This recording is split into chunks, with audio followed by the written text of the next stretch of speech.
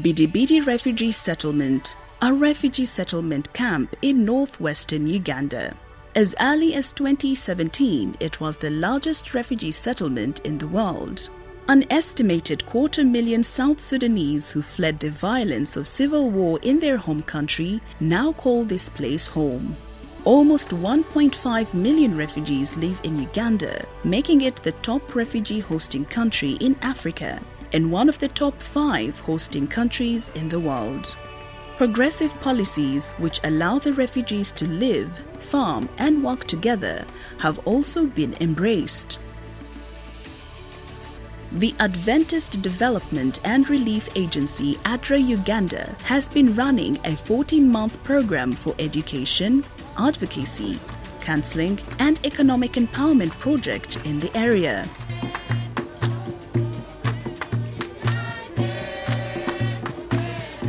This program, funded by the Norwegian Embassy, focuses on refugee settlements and the surrounding host communities.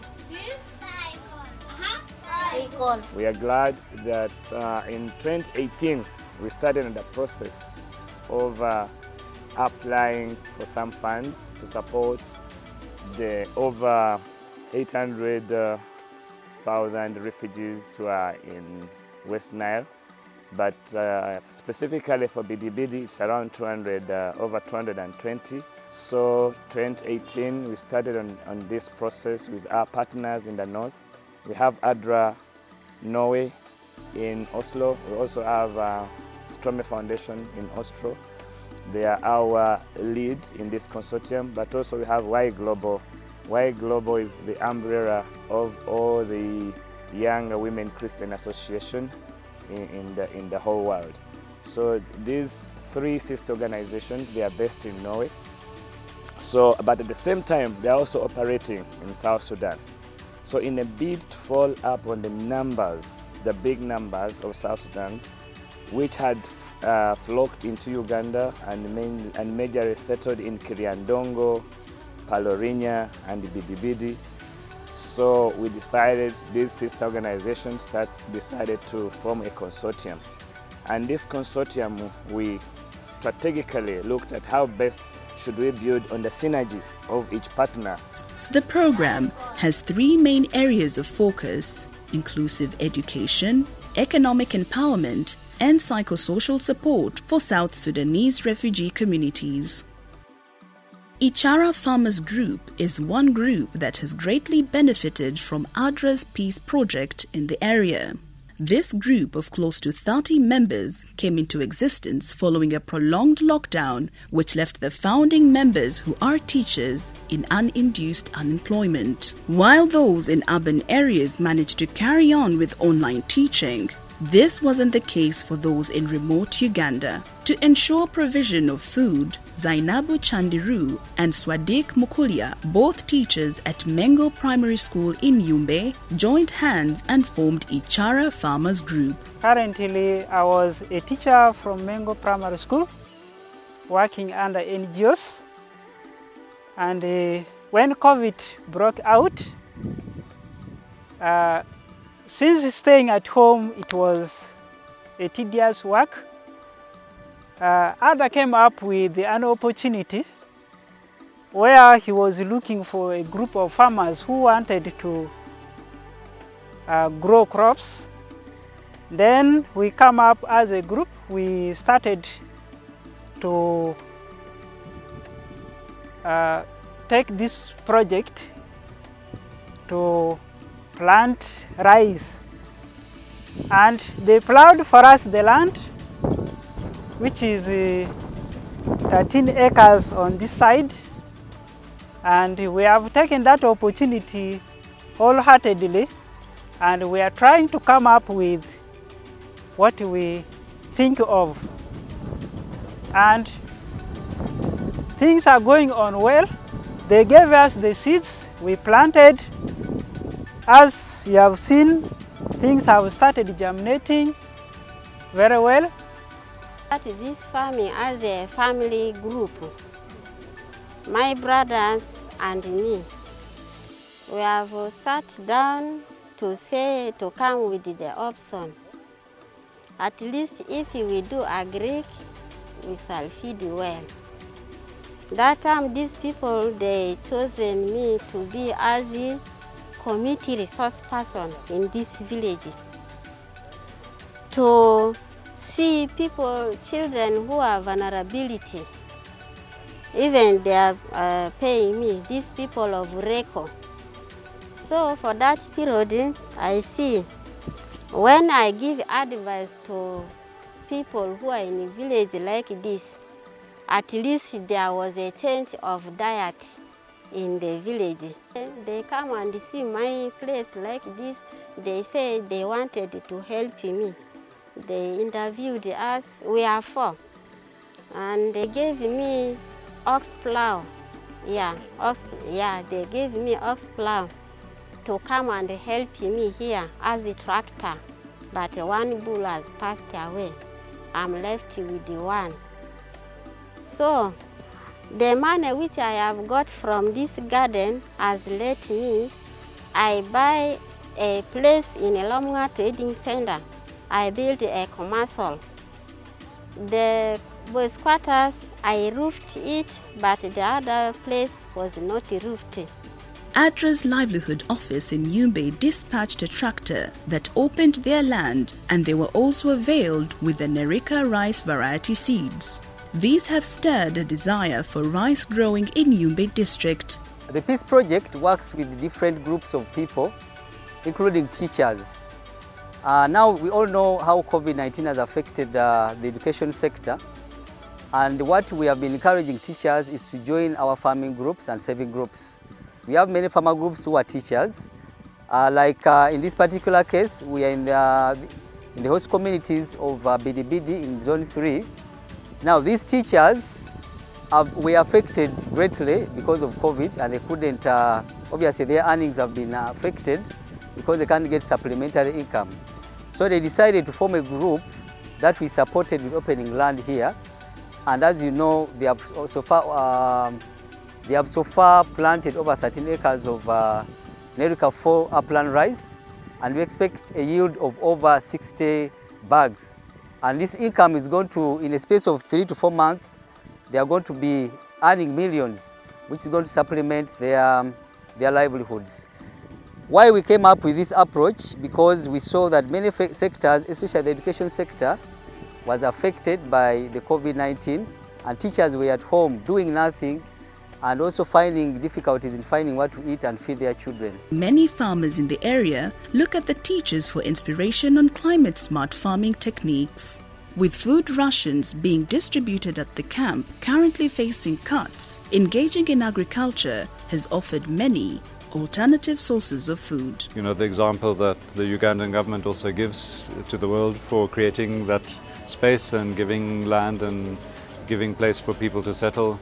I'm sure that the reduction in the support from WFP or the food assistance is having a big impact on people. At the fields and seeing the different agricultural activities, we could see how people with learning certain skills and so on are able to produce more food. Something funny happened. There was food reduction by 30%. 1 week after that message coming, COVID came in.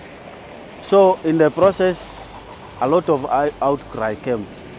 And so because of that, also the conditions that COVID came in with did not allow partners to continue with direct implementation of activities. And so at the end of the day, the numbers of partners and their staff was reduced. And so as time went on, with the complaints that came from community, I think this time when the second lockdowns came, there was a consideration where most of the partners in livelihood and health were looked as essential partners. The PEACE program has also registered lots of success in technical and vocational educational training in the host community and refugee settlement using community and enterprise-based technical vocational education approach. The training is conducted through informal apprenticeship and linking youths to local craftsmen and small business owners. Some of the market-based courses offered include tailoring, phone repair, hairdressing, building and construction, and motorcycle mechanics. This training runs for a period of up to 3 months, and the majority of those who complete these courses open small income generating activities and support their families. We are getting some knowledge to push life. I'm so grateful with what you people at ADRA did. For us to stay home without doing anything, it's useless. It's better. I'm so proud with what you people have did. I'm so grateful. May the Almighty guide you people in whatever kind of things you people do. Bugema University training has helped me in that training because I dropped out from the school. But right now, because of this training, I'm so happy because it will help me in the future when I complete it. It will help me. It will improve my life actually. By this, I'm going to benefit. I will know how to plant. It will help me when I open a big salon. It will improve my life. Bugema University Vocational School, an accredited institution with Ministry of Education and Sports, under this arrangement provides capacity building and technical guidance to local artisans. I was really impressed by the partnerships that happened between the girls and the men of the Wonga group, but at the same time with the local artisans, because I think that the engagement of the local artisans with the program is very crucial to the sustainability of and the future of the local community, and that is where I was really impressed by these partnerships between the locals and the girls that are, and the boys that are looking for livelihoods and other interventions in the community. Seeing it with my own eyes, meeting the people, being able to ask questions and hear what the experience of people has been with the project has been very impressive.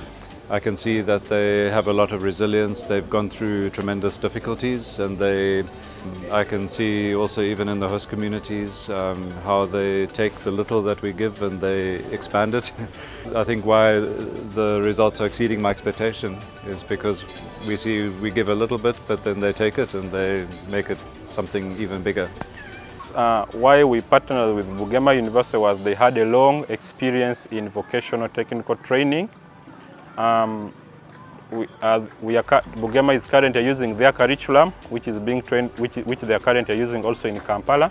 These students, they will be constantly assessed, and since Bugema University is accredited by the Ministry of Sports and Education, they will be able to use their already available curriculum to assess the students and provide accredited certificates. These certificates will also be used back way in South Sudan, because one of the key challenges we have currently been facing in the previous technical vocational training was that students having accredited certificates which they can use back way home in South Sudan. And we are carrying out the TVET training. TVET training is the technical and vocational education and training. We have started this training since June of this year, and so far our target was to train 400 trainees in 5 trades, which include building, electronics, mechanics, tailoring, and then we have hairdressing. So for now, as I've said, we needed 400 trainees only, but we had more than 1,500 trainees who applied for this training. But now we had to select these trainees so that we get our target number of 400 students. We did this one because we had a criteria of how we are supposed to select them. Our target age, we are having 19 to 30 years. So we had to, these people applied stating their years in their applications, and then at the end we had to get the 400 students. In the 400 students, we had to get 30% coming from the host community, and then the rest the 70% coming from the settlement. We've gotten some people from hairdressing and they're very happy. But we had some challenges, like for example the era we're in, which is the COVID-19 era. And right now we had to separate these students. We have the morning session and also the afternoon session. So we can have, for example, hairdressing, we have a total number of 30 students per training center. But at the end, we found that we have to separate these people, 15 in the morning and then 15 in the afternoon. And so far we have 19 training centers. That is, we have 6 from the host community, and we have 7 from Zone 3, and we have 6 from Zone 2. The school also conducts assessment and certification of learners, and at the end of the course, the trainees are awarded with a modular assessment certificate in areas of competence. As you hear some of the stories, these people have been at home.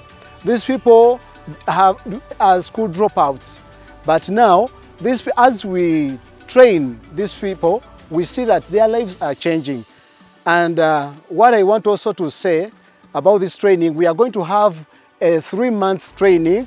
That's June, July, August.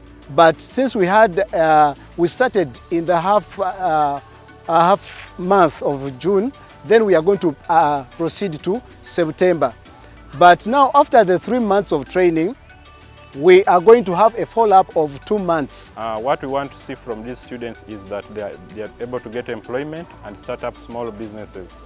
After they complete their 6-month training, we will be able to support the students with startup kits, and we will also do another 3-month follow-up to ensure that they have really mastered what they have been at the TVET centers.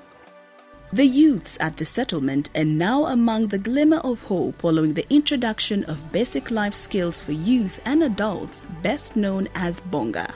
Bonga is a girls' empowerment program which aims at building the life skills.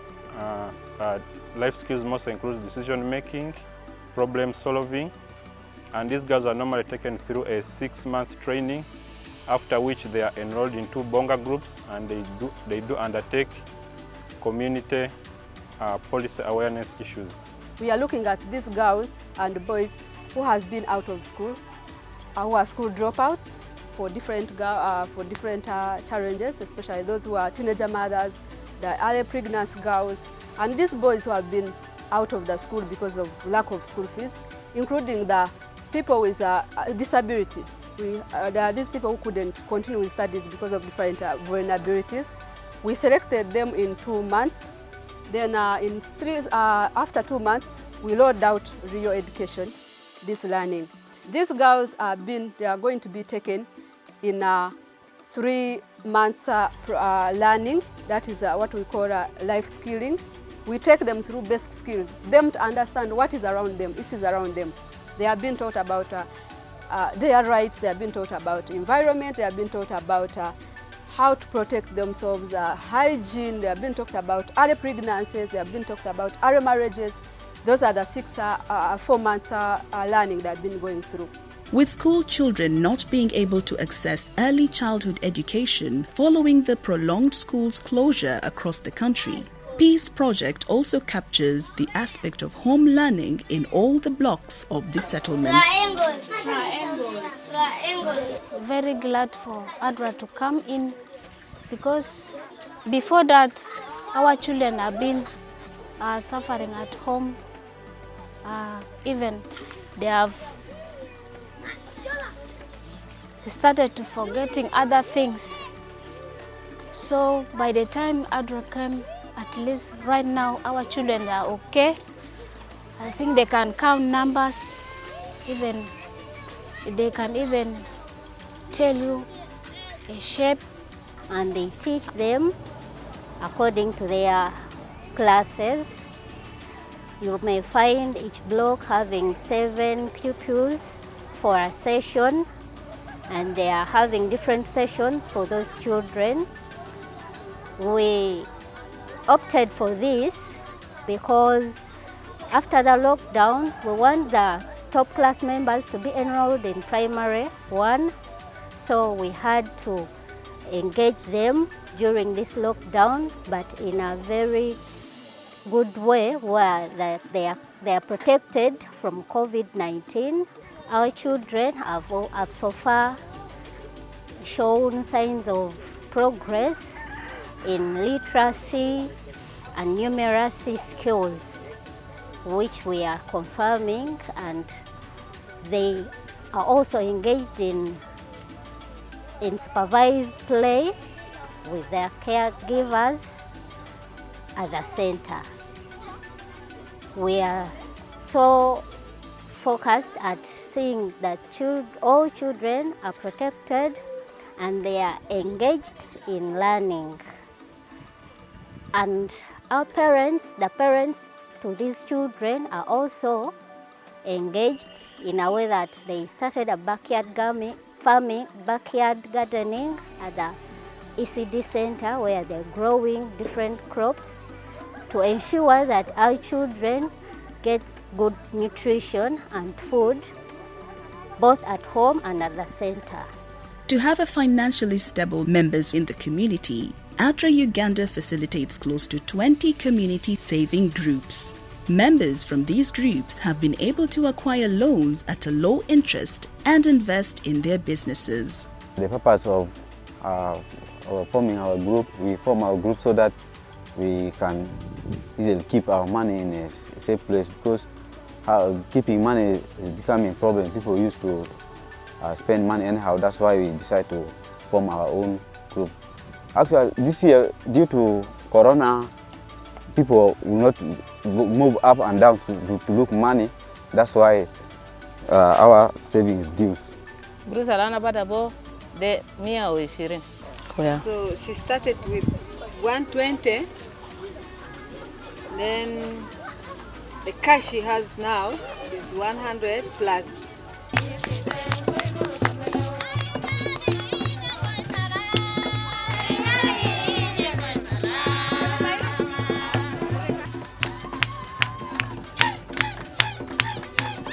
The peace-building committees, which foster mediation and conflict resolution among communities, have also been empowered by the program.